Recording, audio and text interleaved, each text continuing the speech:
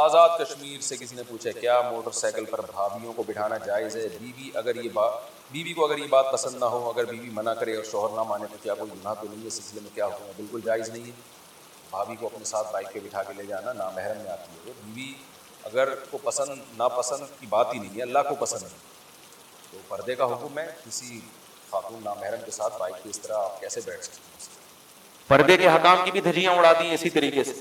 پردہ پردہ ہے، فرض ہے، دیور سے بھی کرنا پڑے گا، اور اسلام میں بہنوئی سے بھی سالی کا پردہ ہے. وہاں بھی یہی ہوتا ہے، بہنوئی کہتے ہیں ایکچولی میرے میں کیا ہے، میں کوئی تمہیں اس نیت سے تھوڑی دیکھ رہا ہوں. بھائی تو یہ جو بھی نیت ہو، اللہ میاں نے عورت کو کہا ہے کہ وہ باپ کے سامنے آ سکتی ہے، بھائیوں کے سامنے، بھتیجے بھانجوں کے سامنے. دیور اس کی فہرست میں سورہ نور کی آیتوں میں دیور نہیں ہے، نہ بہنوئی ہے. تو جب نہیں ہے تو تم کیوں لے کر آ رہے ہو اس کو؟ اللہ میاں آیتیں ہی نازل کر دیتے کہ ایکچولی اس کے سامنے آ سکتی ہے جو بہت نیک ہو، جو 2 نمبر آدمی اس کے سامنے نہیں آ سکتی. اب ہم لیبارٹری ٹیسٹ کرواتے رہتے، بھائی یہ بندہ وسیم بھائی آ رہے ہیں، یہ تھوڑا سا ادھر ہو جائیں، اس کی آنکھوں سے مجھے بندہ صحیح لگ رہا ہے، تھوڑا سا کھایا ہوا. تم آ جاؤ، تم آ جاؤ. قانون اس کو تھوڑی کہتے ہیں. ایسے دنیا میں کوئی قانون چلتا ہے کہ جی یہ والے گھر میں چونکہ جوائنٹ فیملی میں دیور بہت نیک ہے، سارے تبلیغ میں چلے 4 مہینے لگا کے آنکھیں جھکی ہوئی ہیں، ان کی بھابھیوں پہ ان پہ پردہ نہیں ہے، تو وہ والا کہے گا ہم کیا 2 نمبر ہیں؟ کوئی مانتا ہے اپنے آپ کو 2 نمبر؟ اسلام نے کہا بھائی جو نام محرم ہے اس سے پردہ فرض ہے، چاہے وہ اچھا ہو چاہے وہ برا ہو، ایسی کی تیسی. جاؤ. اب جو صحیح مذہبی اسکالر ہوگا وہ کہے گا بھائی یہ ہے بس پردہ فرض. ہم تو کہتے ہیں جو مولوی ہے دیور ہے. ایک عورت کا دیور مولوی ہے اور ایک کا دیور چرسی ہے، پردہ مولوی سے بھی فرض ہے، پردہ چرسی سے بھی فرض ہے. اللہ میاں نے یہ بحثی کیا کر دی ہے؟ ختم کر دی ہے. اس کے بعد پھر ان لڑکیوں کا انجام کیا ہوتا ہے؟ وہ یہ خودکشیاں کرتی. میرا دل چاہ رہا تھا میں اس کی کوئی ڈاکومنٹری بناؤں، لیکن میں نے کہا یار یہ زیادہ ہو جائے گی، تو یہ بہت ہوتا ہے. جتنے خودکشیوں کے لڑکیوں کے کیس ہیں نا سارے ناکام محبت ہوتے ہیں. تو اپنی بیٹیوں پہ کنٹرول کر لو، اور اس میں جیسی بالے ہو اس کی شادی کرو. سب سے اہم کام یہ ہے، شادی کر دو، اپنے گھر کو ٹک جائے گی، تمیز سے زندگی گزارے گی، ان سب فکروں سے آپ کی بچت ہو جائے گی. اللہ کرے کہ یہ بات کھوپڑیوں میں بیٹھ جائے. نہیں بیٹھے تو بھائی جیسے چلے ہو چلتے رہو. مفتی صاحب مدرسے سے وظیفہ نہیں ہے، جیسے بعض لوگ کہیں گے. اچھا اس میں کچھ لوگ خامخواہ کی سختی بھی شروع کر دیتے ہیں. بیلنس کرنا بیان میں ضروری ہے. خامخواہ کی سختی ایسا نہ ہو کہ گھر کی 4 دیواری میں عورت کو بند کر کے رکھ دیا، کہیں جانے ہی نہیں دے رہے آپ اس کو. یہ غلط ہے. وہ اگر بازار جا رہی ہے جانے دو، آپ اس کو بولو بھائی کسی خاتون کے ساتھ چلی جاؤ، اکیلے نہ جانے دو. اس زمانے میں عورت کا اکیلے جانا ٹھیک بولو نہیں، یہ فتنہ ہے. یا تو بال بچوں والی ہو نا، اپنے بچوں کے ساتھ جا رہی ہے پھر بھی ٹھیک ہے، کوئی نہ کوئی ساتھ میں ہونا چاہیے، بے شک کوئی عورت ہی ہو ساتھ، کوئی خاتون ہی ہو ساتھ. تو آپ اس کو خریداری کرنے دیں، جمعرات بازار، ہفتہ بازار. یہ ویسے تو بہتر ہے مر جا کے سارے کام کریں، لیکن اگر چلو خاتون کر رہی ہے تو پھر کوئی کسی خاتون کے ساتھ جائے. سمجھتے ہو اس میں نمبروں کے تبادلے کا خطرہ ذرا کم ہوتا ہے. اللہ تعالیٰ ہدایت دے بس، اور کیا کر سکتے ہیں. نہیں تو پھر آپ کبھی آ جاؤ عصر کے بعد نا ہمارے پاس بیٹھ جاؤ، کیسز آ رہے ہیں نا، آپ بیٹھ جاؤ، پھر انشاءاللہ پھر پتہ چل جائے. اللہ نہ کرے کسی دن آپ ہی آ رہے ہو اٹھ کے، اللہ نہ کرے وہ دن نہ لائے اللہ تعالیٰ. موٹر وے والا واقعہ دیکھو نا، کوئی خاتون کے ساتھ جو زیادتی ہوئی، کیا مطلب؟ کوئی وہ جگہ تھوڑی تھی اس کام کے لیے. اس کا مطلب ہر مرد ٹھرکی ہے، موقع چاہیے اس کو. 2 بندے 4 بندے 8-10 بندے وہاں کھڑے ہوئے تھے، ان کو موقع ملا کہ یہ خاتون اکیلی ہے، انہوں نے اپنی ہوس پوری. تو اس سے اندازہ لگاؤ کہ یہاں ٹھرکیوں کا ریشو غیر ٹھرکیوں سے زیادہ ہے. اور یہ یاد رکھو، لوگ کہتے ہیں گوروں میں ایسا نہیں ہے، یہ بات غلط ہے. گوروں میں بہت سے بھی زیادہ ہے. یہاں تو پھر بھی شاید تھوڑا مذہب کی وجہ سے، اور کوئی عورت کو بہن بنا کے کچھ آخرت کا خوف یا اپنی بیٹیوں بہنوں کا سوچ کے، وہ تو اپنی بیٹیوں بہنوں کا بھی نہیں سوچتا گورا. وہاں قانون کا ڈنڈا ہے بہت سخت، ورنہ وہاں یہ واقعات میں کیا زیادہ ڈیٹیل میں بتاؤں. اتنے سخت قوانین کے باوجود بھی وہاں یہ واقعات زیادہ ہوتے ہیں. آپ وہاں جاؤ، ڈاکٹروں سے اسپتالوں میں پوچھو کہ آپ کے پاس کتنے پیشنٹ آتے ہیں اس کے جن عورتوں کو ان کی جبری زنا کی وجہ سے ان کی صحت کو نقصان پہنچا ہوتا ہے. یہ نہ کیا کرو کہ وہاں نہیں ہوتا یہاں ہوتا ہے، وہاں اس سے زیادہ ہوتا ہے. لیکن وہاں قانون بہت سخت ہے. وہاں ایسے نہیں ہوتا کہ کوئی پیٹرول پمپ ہی نہ ہو اتنی بڑی موٹر وے پہ. سمجھ رہے ہو؟ اتنی بڑی موٹر وے ہے. اور میرے ساتھ بھی ایسا ہوا، ہم 8-10 بندے جا رہے تھے تو وہ موٹر وے پہ کوئی پیٹرول پمپ ہی نہیں آ رہا. تو شکر ہے ہم نے کوئی گاڑی کہیں اتار کے کہیں شہر میں پیٹرول ڈلوا لیا، ورنہ کھڑے رہتے بیچ روڈ پہ. لیکن جب کوئی عورت اکیلی جا رہی ہو اس کے ساتھ کتنے خطرات ہیں. تو اس سے اندازہ لگاؤ کہ بھائی یہاں ہر پٹ لڑکی ہے. اور جو نظر آ رہے ہیں نا بغیر لڑکی, وہ موقع ملے تو پھر دیکھو آپ لوگ کی علاوہ کی بات. خالد بن ولید کیسے مسلمانوں کے دشمن تھے, اتنا آپ صلی اللہ علیہ وسلم کے خلاف دشمنی کی, لڑے, تلوار کے زور سے زیر نہیں ہوئے. آپ صلی اللہ علیہ وسلم جانتے تھے خالد بن ولید بڑا غیرت والا آدمی ہے. 70 صحابہ کو خالد بن ولید نے قتل کروایا ہے غزوہ احد میں, اسلام دشمنی کی. لیکن آپ صلی اللہ علیہ وسلم کی بصیرت دیکھو, یہ نہیں کہ ان کو بس کسی طرح مار دو, انہوں نے 70 افراد کو شہید کروایا. نا آپ صلی اللہ علیہ وسلم جانتے تھے غیرت مند ہے تبھی تو لڑ رہا ہے, غیرت کا غلط استعمال میں لڑ رہا ہے. لیکن یہ ان کو یہ کنفیوژن ہے کہ یہ صحیح ہے اور ہم کیا ہیں, غلط ہے. یہ سمجھ رہے ہیں ہم نے ان کے باپ دادا کے دین پہ حملہ کیا ہے, حالانکہ اصل ان کے باپ دادا کا دین وہی ہے جو ہم پیش کر رہے ہیں. جہالت ہے, غلطی ہے. کسی طرح ان کو زیر کرو. ایسا غیرت مند آدمی اگر ہمیں مل گیا تو کس کے لیے کام کرے گا؟ جو ہمارے مخلص لڑاکا اللہ کے لیے لڑنے والے 70 کو شہید کر سکتا ہے, وہ اسلام دشمن جو اللہ کے لیے نہیں لڑتے ان کا کیا کرے گا؟ تو آپ صلی اللہ علیہ وسلم نے کیسی بہترین تدبیر کی کہ صلح حدیبیہ کے بعد آپ صلی اللہ علیہ وسلم نے جب خالد بن ولید لڑنے کے لیے آ رہے تھے, صلح حدیبیہ ہوئی تو چلے گئے, پیغام بھیجا کہ خالد بن ولید کو جا کے بتاؤ کہ نبی نے پیغام بھیجا ہے کہ تمہارے جیسا سمجھدار اور ذہین آدمی اب تک اس کی سمجھ میں اسلام نہیں آ رہا, یہ بات ہماری سمجھ میں نہیں آ رہی ہے. کما قال صلی اللہ علیہ وسلم, اتنا ذہین آدمی ہو کہ اسلام نہیں سمجھ میں آ رہا. تو خالد بن ولید نے جب یہ سنا اور متاثر ہوئے. انسان اپنی تاریخ سن کے خوش ہوتا ہے. عزت دار لوگ جو ہے نا وہ پیشانی سے پکڑ کے گالیاں دے کے نہیں لائن پہ آتے. وہ عزت دار آدمی آپ اس کو اچھے الفاظ سے دین کی طرف بلاؤ گے تو وہ آ جائے. قادیانی بھی اگر دین پہ لانا چاہتے ہو نا اور وہ اس میں آپ کو نظر آتا ہے کچھ, تو پھر آپ کو اس سے بہت محبت سے بات کرنی پڑے. یہ نہیں جا کے صاحب گئے نا قادیانی کو دعوت دے دیں گے کتے جیسی تیری شکل ہے, اس طرح کی بات مجھے اچھا نہیں لگ رہا ممبر پہ بات کرنا. کتے تو تبلیغ کرنے جا رہا ہے, کیا کرنے جا رہا ہے بھائی, وہ آئے گا. تو خالد بن ولید کا دل کیا ہو گیا, تلوار سے نہیں آرام سے, لڑائی سے ہم زیر اس کا مطلب مزدل ہم ڈر گئے نا, آرام سے. خالد بن ولید آئے اور اسلام قبول کیا. اور پھر آپ صلی اللہ علیہ وسلم نے کہاں بھیجا ان کو؟ غزوہ موتا میں. 3000 کی لڑائی 3 لاکھ سے تھی تقریباً, مجھے پورے اعداد ابھی یاد نہیں ہیں. اور آپ صلی اللہ علیہ وسلم نے ان کو کمانڈر بنا کے نہیں, عام فوجی بنا کے بھیجا. 3 صحابہ کو, جن میں جعفر طیار بھی تھے جو نجاشی کے سامنے تقریر کر کے آئے تھے, وہ میں بھی جلدی سے مکمل کر کے بیان ختم کرتا ہوں. ان میں حضرت جعفر طیار وہ بھی تھے. 2 صحابی اور تھے جن میں آپ صلی اللہ علیہ وسلم کے منہ بولے بیٹے زید بن حارثہ, جو انتہائی چہیتے حب رسول اللہ. جب کوئی سفارش کرنی ہوتی تھی نا کسی نے, تو حضرت زید بن حارثہ کو جا کے لوگ بتاتے تھے کہ نبی ان کی بات کو مسترد نہیں کریں گے. ایسے چہیتے کو آپ صلی اللہ علیہ وسلم نے میدان جنگ میں بھیج دیا کہ بھئی رومی حملہ کر رہے ہیں, 3 لاکھ کا لشکر ہے. اتنے چہیتے کو بھیجا آپ صلی اللہ علیہ وسلم نے. یہ آپ کی بھی قربانی تھی. جھوٹا نبی ہوتا کہتا ہے بھائی اپنے کو یہاں رکھو, کوئی جھوٹا نبی ہوتا ہے نا کیا کہتا ہے, ان کو تو نہیں, وہ ادھر بھی. تبھی آپ دیکھ لیں آج کل جو سیٹ اپ چل رہا ہے نا, چھوڑو ان سے زیادہ آگے نہیں جاؤں, آج کل جو عجیب سا سیٹ اپ چل رہا ہے, اپنے یہاں دوسرے وہاں, تو ایسا سیٹ اپ چل رہا ہے.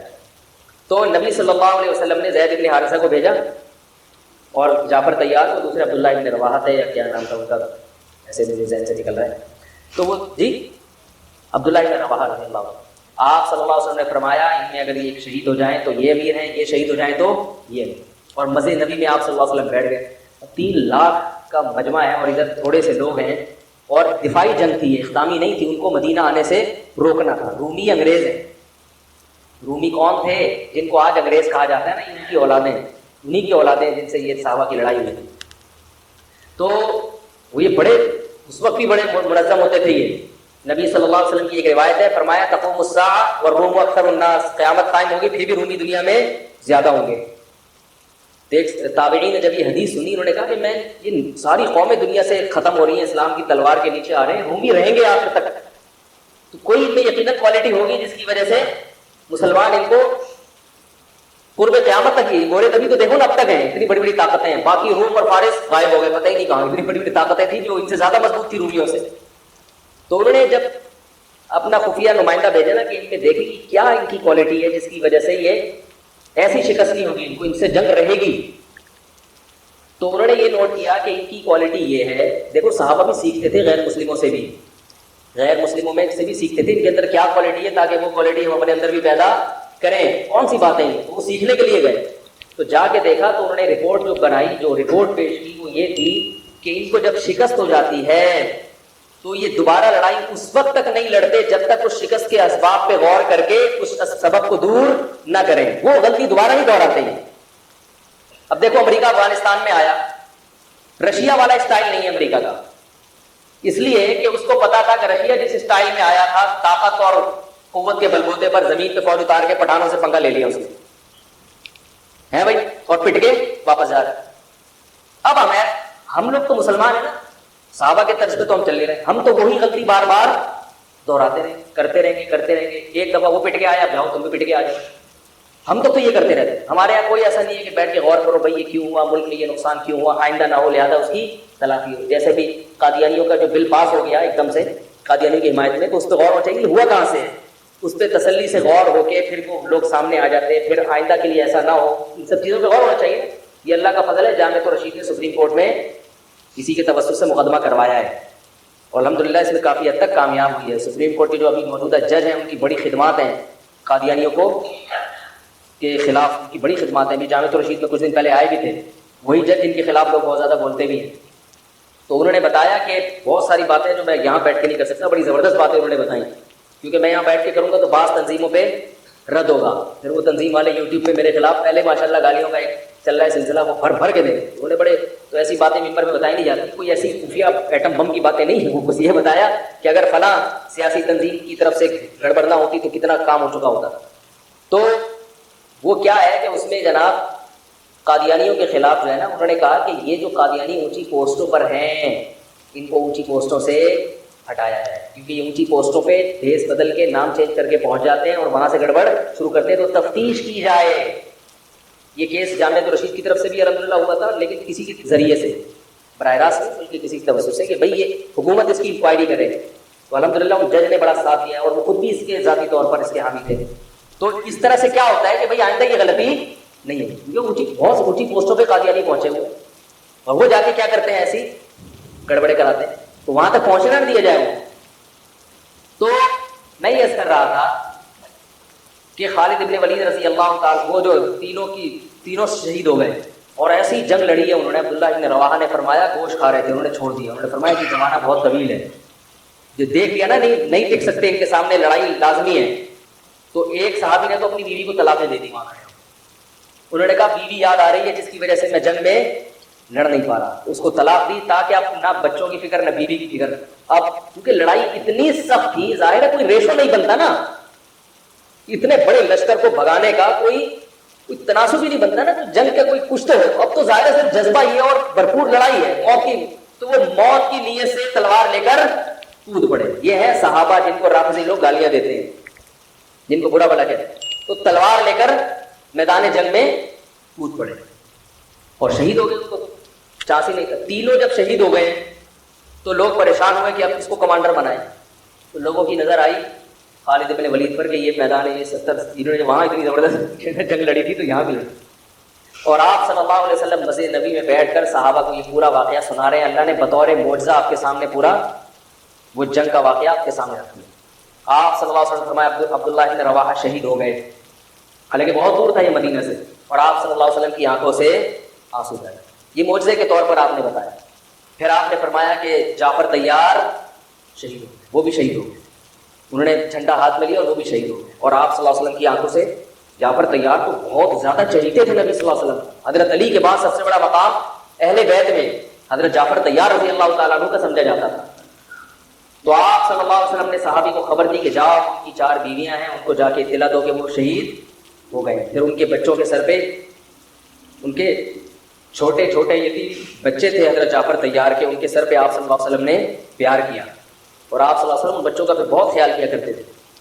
تو وہ عورتوں کے رونے کی آواز آئی، بڑا دلچسپ واقعہ ہے. پھر آپ صلی اللہ علیہ وسلم نے منع کیا کہ ان عورتوں کو کہو کہ اپنی آوازیں پست کریں، گھر کی 4 دیواری سے آواز ان کی باہر نہ نکلے. بڑے خوبصورت جوان تھے حضرت جعفر طیار، اور نبی کے چہیتے تھے، اور غزوہ بدر میں حضرت جعفر طیار کی بڑی قربانیاں تھیں. جب یہ آیا نا کافروں کا لشکر بدر میں سامنے، اور کافروں کے سردار آئے کہ حل میں مبارز کوئی ہے ہم سے لڑنے والا، یعنی پہلے ہم سے لڑے پھر ہم دونوں میں سے کوئی قتل ہوگا تو پھر جنگ شروع ہوگی، ایسے بھی تھے. تو ادھر سے کون آئے؟ پہلے کچھ انصاری صحابی آئے. تو وہ جو ولید ابن عقبہ تھا نا، ولید ابن عتبہ، اس نے کہا نا ہمیں اپنے جیسا چاہیے. ہمیں کیسا چاہیے؟ قریشی سردار ہونا چاہیے جو میرے مقابلے میں آئے، پھر لڑائی کا مزہ آئے. یہ وہ بہادری ہے جو کس میں تھی؟ بولو نا بھائی، عربوں میں. تو ادھر سے پھر حضرت علی آئے، حضرت جعفر طیار آئے، حضرت حمزہ آئے. ادھر سے بھی 3 آدمی ادھر سے بھی 3. اس نے کہا نام اطفا ہونا، ہاں یہ ہے ہماری قوم کے، ہمارے جیسے شیر ہیں، بہادر ہیں، لڑنا جانتے ہیں، ان سے لڑائی میں مزہ آئے گا. اور پٹ گئے تینوں کیا ہو گئے؟ تو ادھر سے حضرت جعفر طیار جب آئے نا تو یہ بہادری کی بات ہے نا بھائی. ادھر 313 ادھر 1000، اور لڑائی ایسے شروع ہو رہی ہے کہ دونوں جب تک ایک زندہ ہے لڑائی شروع نہیں ہوگی. اور اس میں کتنا 50% چانس ہے نا اپنے شہید ہونے کا. اور سامنے سے بھی پتا ہے کہ بہادر ترین آدمی آیا ہے. کمزور ہو تو آدمی کہتا ہے میں جاؤں یار، میں بسم اللہ کروں، بلکہ اس میں بھی نہیں جائے گا، وہ کیا یار پٹانے کا جاؤں. تو ایسے صحابی تھے جعفر طیار، اور وہ غزوہ موتا میں نبی کے کیسے چچا زاد بھائی شہید ہو گئے. تو آپ صلی اللہ علیہ وسلم کی آنکھوں سے آنسو بہہ رہے ہیں، اور آپ نے فرمایا کہ وہ بھی شہید. پھر آپ کے جو چہیتے، حب رسول اللہ، نبی کے چہیتے. حب کا ترجمہ اردو میں کیا ہوگا؟ چہیتا. کہتے ہیں بڑا چہیتا ہے، لاڈلا ہے، نبی کے لاڈلے، جن کو آپ صلی اللہ علیہ وسلم نے لے کے کئی سال پالا ہے. اتنی محبت دی کہ جب ان کے اصل باپ دادا آئے نا ان کو لے جانے کے لیے تو انہوں نے کہا نہیں میں نہیں جاتا، میں ادھر ہی رہوں گا. اتنی محبت ہو گئی تھی. اطلاع آئی کہ وہ بھی شہید ہو. تو اب آپ صلی اللہ علیہ وسلم نے فرمایا قد اخذ الرایۃ سیف من سیوف اللہ، اللہ کی تلواروں میں سے ایک تلوار نے جھنڈا ہاتھ میں لے لیا. اس میں اشارہ تھا کہ اب یہ تلوار ٹوٹے گی نہیں، کیونکہ یہ کس کی تلوار ہے؟ اللہ کی. اسی وجہ سے کہا جاتا ہے کہ حضرت خالد بن ولید خود بتاتے ہیں کہ میں گھمسان کی جنگوں میں لڑا ہوں شہادت حاصل کرنے کے لیے، مگر کس پر میری موت واقع ہو رہی ہے؟ بستر پہ رو رہے تھے.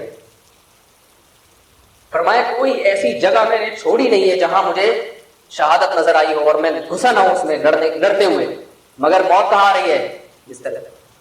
علماء نے اس کی وجہ بیان کی ہے کہ جس کو اللہ کے نبی نے اللہ کی تلوار کہہ دیا ہو تو یہ اشارہ ہے کہ اس کو شہادت نہیں مل سکتی، کیونکہ شہادت کا مطلب کافروں کے ہاتھوں قتل، اور کافر نے اللہ کی تلوار کو توڑ دیا. تو یہ نبی کی بات کیا ہو جاتی؟ غلط. تو حضرت جعفر طیار حضرت خالد بن ولید فرماتے ہیں کہ ہم نے صبح سے لے کے رات تک لڑائیاں لڑتے رہے ہیں. صبح سے لے کے، اس لیے کہتا ہوں اللہ کے بندوں کچھ ایکسرسائز کیا کرو خدا کے بندوں. صحابہ کتنا اسٹیمنا چاہیے. میں یہ نہیں کہہ رہا تلواریں چلانے کے لیے ایکسرسائز کریں، پھٹنے کے لیے کریں، اس کے لیے آرمی ہے، فوج ہے. جہاد کرنا ہے، جنگ لڑنی ہے، کس کو جوائن کرو؟ آرمی کو جوائن کرو، ملک کی حفاظت کرو. اپنے ہی لوگوں پہ جا کے پھٹ جانا یہ جہاد بولو نا بھائی نہیں ہے. لیکن یہ تو پتا چلتا ہے نا کہ جب ملک کو ضرورت ہوئی، جب دین کو ضرورت ہوئی لڑنے کے لیے، مذہب کو ضرورت ہوئی لڑنے کے لیے، تو لڑنے کے لیے کچھ گدے پہ بیٹھ کے لڑائی سیکھو گے کیا؟ اور صحابہ کا اسٹیمنا کتنا تھا. صبح حضرت خالد بن ولید پر تلوار کتنی بھاری ہوتی، جب آپ اٹھا کے دیکھیں وہ جو تلواریں تھیں وہ یہ کسائیوں کی چھریاں نہیں ہوتی تھی، اتنی بھاری بھرکم تلواریں. فرماتے ہیں صبح فجر سے لے کے رات مغرب تک ہم تلواریں چلاتے